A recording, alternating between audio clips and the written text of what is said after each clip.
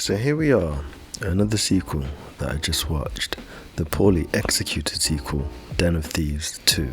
The sequel nobody really asked for, but somehow got anyway. All I can say is, strap up for a dead vibe of a ride through a crime drama that just couldn't quite stick its landing.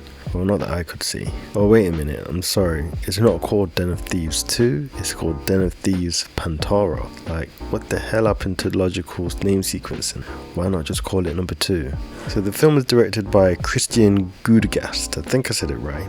Sorry dude if I butchered your name. The same guy that did the first film. So when I read this, I naturally assumed that the quality of the film and the story would be consistent with the first film, which was on point by the way. But no, I'm sad to say that it is not. This one was dead. Den of Thieves 2, Pantera, attempts to bring back the magic of the first movie with my guy Gerard Butler reprising his role as Nick O'Brien and Baby Ice Cube as Donnie Wilson. Spoiler alert, the magic didn't make it. Anyway, what's the movie saying? Is it worth your time? Well, let's get into it and find out, shall we? The movie picks up where its predecessor left off, or at least tries to. This time our protagonists are taking their hype to Europe, putting a Mediterranean spin on the backdrop of your standard movie heist. You know, we're gonna make it more luxury and sexy, but it works as well as wrapping a turd in glitz and glamour. At the end of the day, it's still a turd, and the plot twists are dead too. They are as predictable as you can imagine. Oh, and the action sequences. Where do I start? They really doubled down on the predictable cliches, recycling every car chase and shootout cliche in the book. If you've seen one, you've seen them all. I get more action on a typical trip to the post office, but hey, at least they tried. The silver lining, which I appreciated, was that one of the cars that they decided to use in the car scene was an electric blue Audi S6. For me, that was the nicest part of the film, but each to their own I guess. But it's not just about action.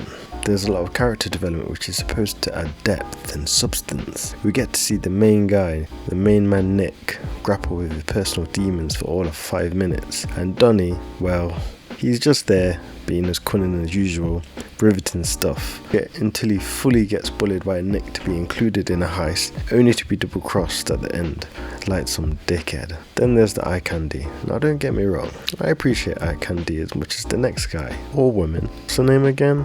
Cleopatra, played by Evan Ahmed. And yes, I had to look it up as she did not really leave a good impression on me, and consequently I'm struggling to see what point she made to the film, because I'm pretty sure if you took her out of the film it would make zero difference to the end result of the film.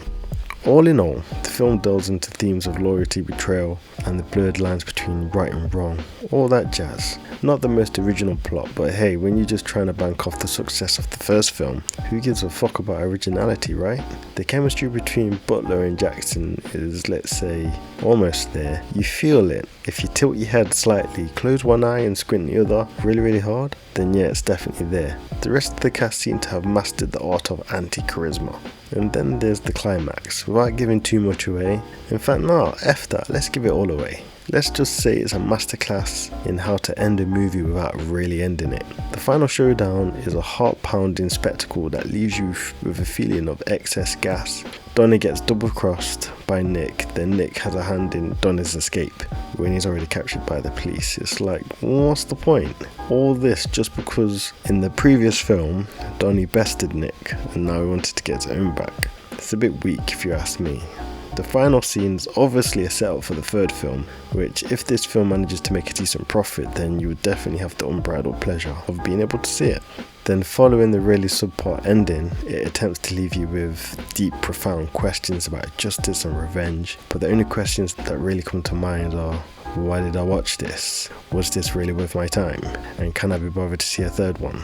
Overall, the movie is as exciting as a game of Scrabble with your friend's nan while eating digestives with a cup of Earl Grey. So if you're in the mood for a mediocre, subpar, dead vibe, not edge of your seat experience, Den of Thieves 2, Pantera is the movie for you. With its weak action scenes, uninspiring performances, and themes as old as Gandalf the Grey, not white, it's a worthy sequel that proves sometimes lightning doesn't strike twice.